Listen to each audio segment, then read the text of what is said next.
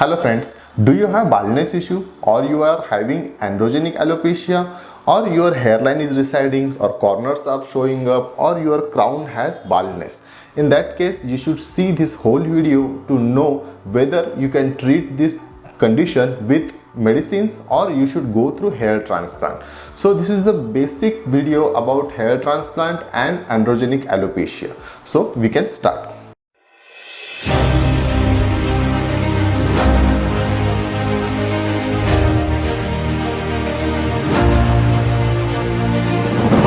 Hello friends, myself Dr. Nipun Kesarkar. I am a dermatologist, cosmetologist and hair transplant surgeon from Hair Free Hair Grow Clinic.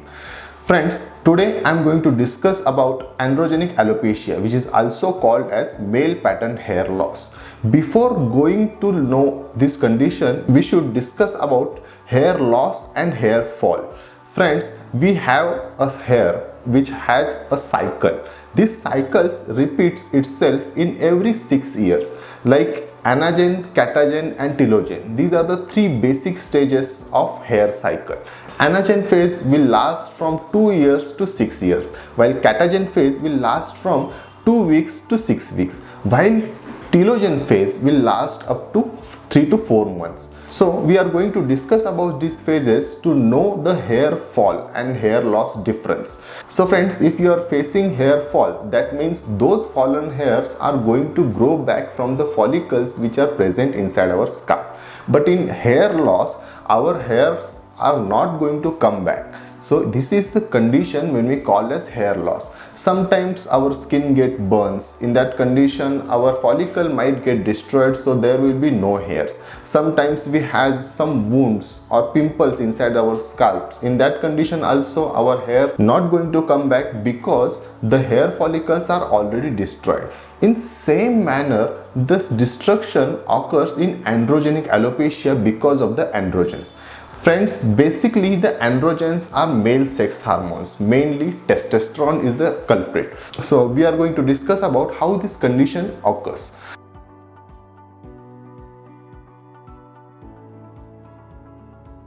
So friends, there are 7 main or basic causes of androgenic alopecia. First one is genetics.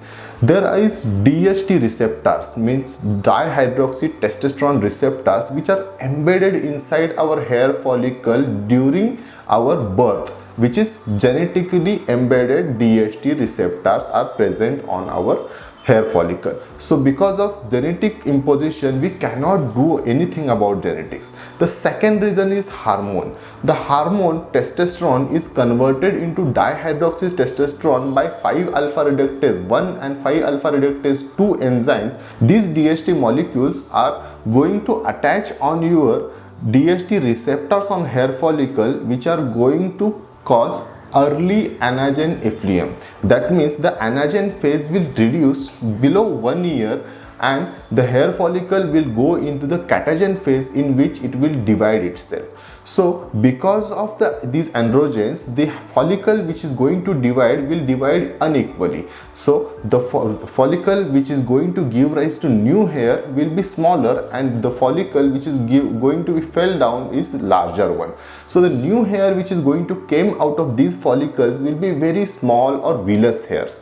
So these conversion of terminal hairs into the vellus hair is called as miniaturization of hair follicles. So these miniaturized hair follicles give rise to miniaturized hairs or small vellus hairs, which you can see while receding your hairline or corners. Even these hair follicle can be seen over your middle portion and crown region. So this is the second reason because of which these hair follicles are miniaturized. So third is blood supply. If your hairs are getting miniaturized, that means the requirement of blood supply to that particular hairs which are getting miniaturized is low. So the blood supply shrink itself and the nutrition which is supposed to reach to the hair follicle will reduce. So again the miniaturization will increase. Fourth point is diet. If you are having androgenic alopecia, your blood supply is also reduced, then in the third phase is diet, which is not going to reach to the hair follicle which will help the hair follicle to grow. So without the proper diet, the blood supply will not be suffice itself to cover the androgenic alopecia and the healthy hair will reduce. After this come the sleep. Some hormones like melatonin, which should not be confused with melanin, this melatonin hormone will improve your hair growth. These hormones will naturally occur while we sleep during night. We have to sleep approximately 7 to 8 hours at night to release this hormone so that it can help our hair growth.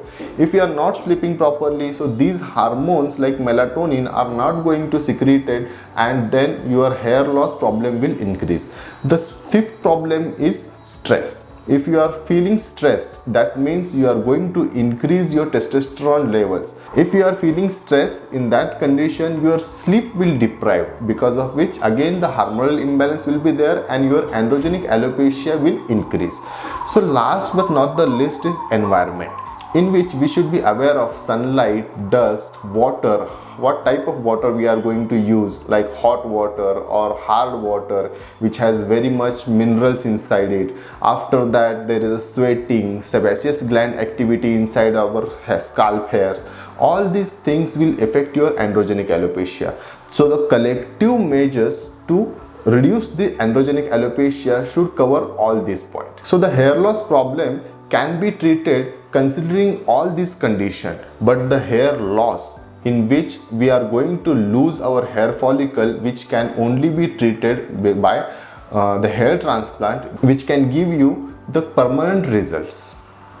If you want to know more about the androgenic alopecia and if you have hair loss problem, then you should see our other videos also. If you like this video, then please like it, subscribe our channel. Thank you.